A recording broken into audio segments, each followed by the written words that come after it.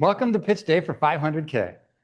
Today we're going to hear from Barry, who's going to tell us about neurosomnics, and then Tal is going to tell us about Nestal Biosciences. So thanks to both Barry and Tal for going through our rigorous process, having your pitch deck criticized from every way to Sunday. For those who are new to our program, StartUpNV is Nevada's statewide nonprofit startup accelerator and incubator.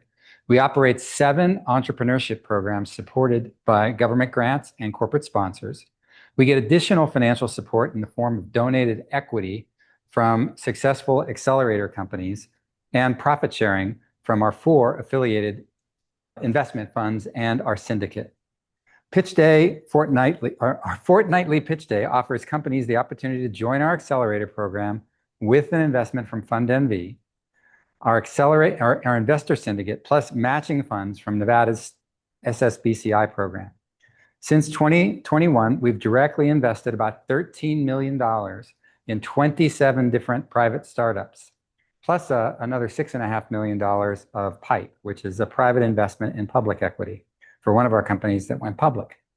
Our startup investments have grown to about $44 million in value, which means we've multiplied that money by 3.5–4 times for our investors.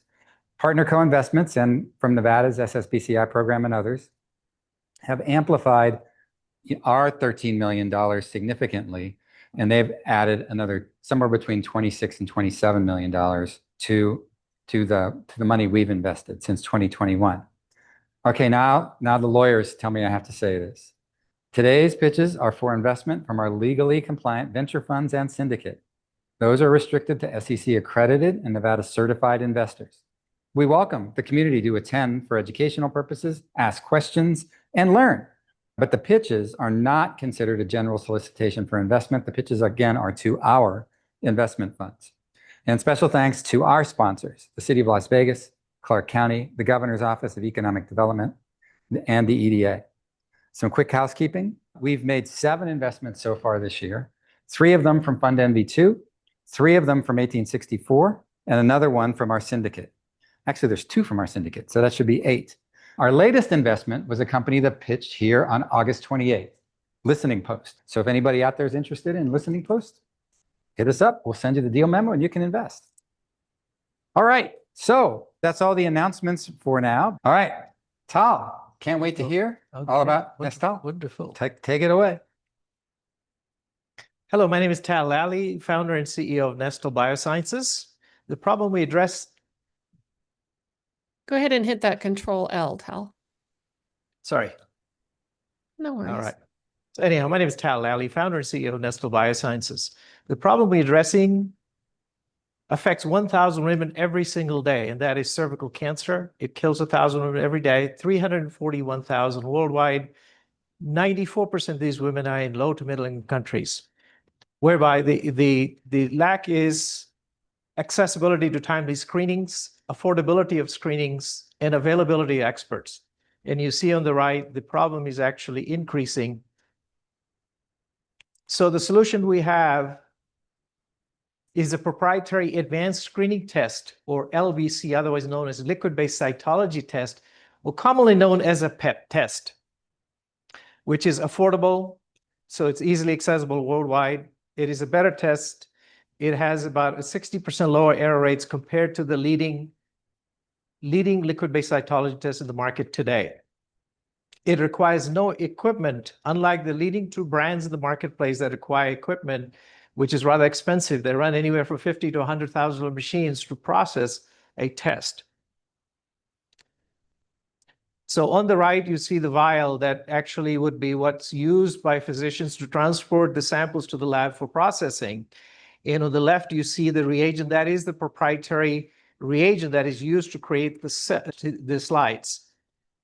It turns that our reagent is such that it creates a mono-layered slide, which is very important in order to visually see if there's any abnormalities in the cells, such that whether it's all clear or you need further review, such as a biopsy or HPV testing.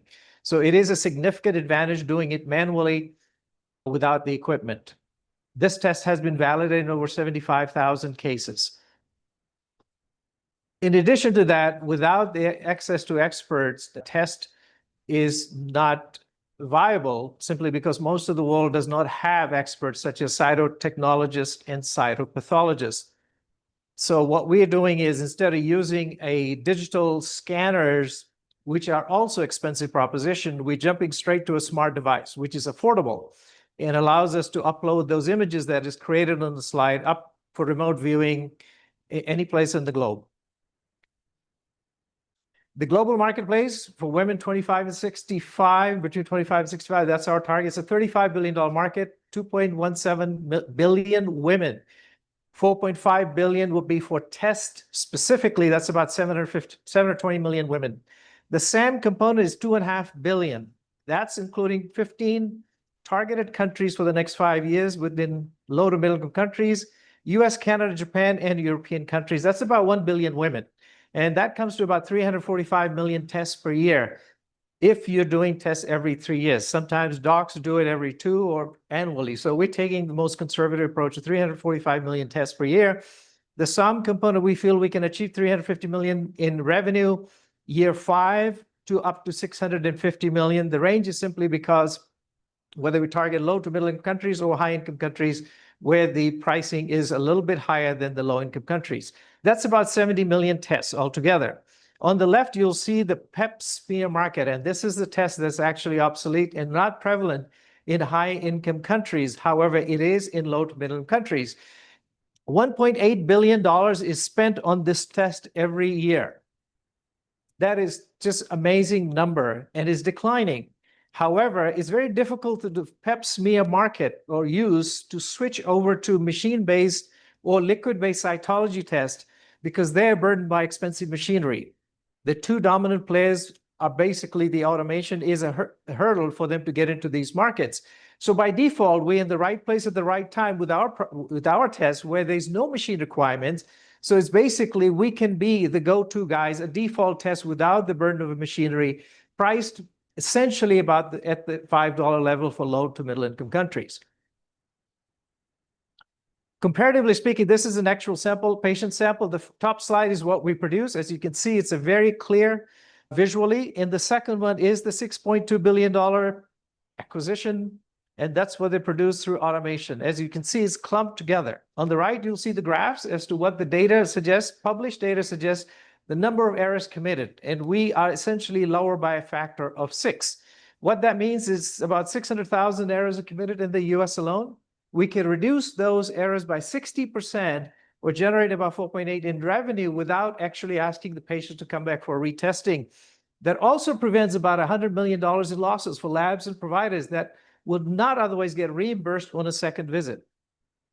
Competitively speaking, Clear One, on the first column, we have the lowest error rates. We require no special equipment. We are priced very competitively between $5 to $8. It's fully reimbursable to those countries that pay, and we can produce twice as many slides in a given hour than competition. The next column 2 and 3 are the competition that is burdened by expensive machinery, and the last but not the least, conventional test, which is obsolete and outdated. Target countries, these are the 15 countries we're targeting. Our go-to-market strategy is US, direct sales to labs and providers, internationally, distributors, but that's not enough. We're going top down, and as of about 2 weeks ago, we are registered and credentialed at the UN level, so we could use that as a leverage to go to the next organizations such as the WHO, NGOs.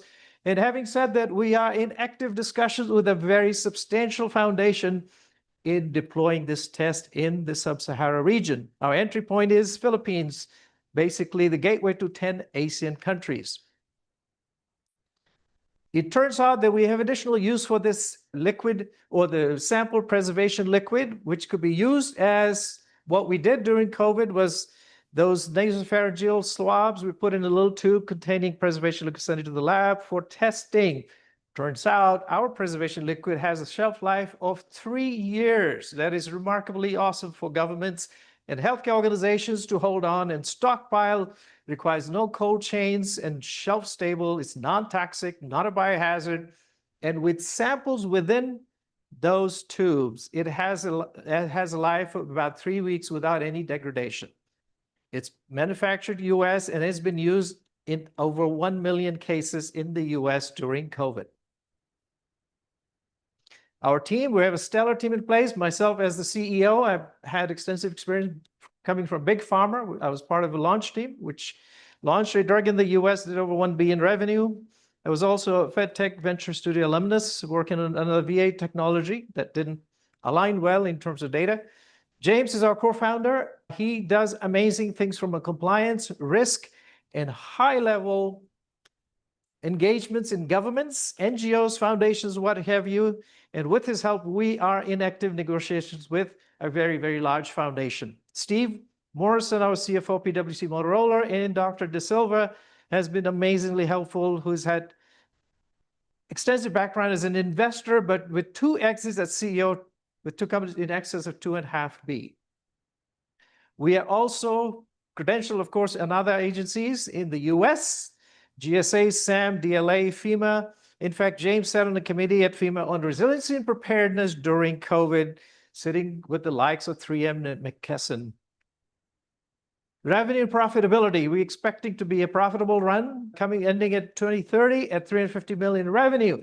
This is commercial revenue only, does not include any foundation engagements, as well as government procurements. Ask is 500,000 convertible note, 15% interest, and an 18% discount at conversion, and use of funds of various, depending on the level. And then the next round will be 15 million for additional engagements.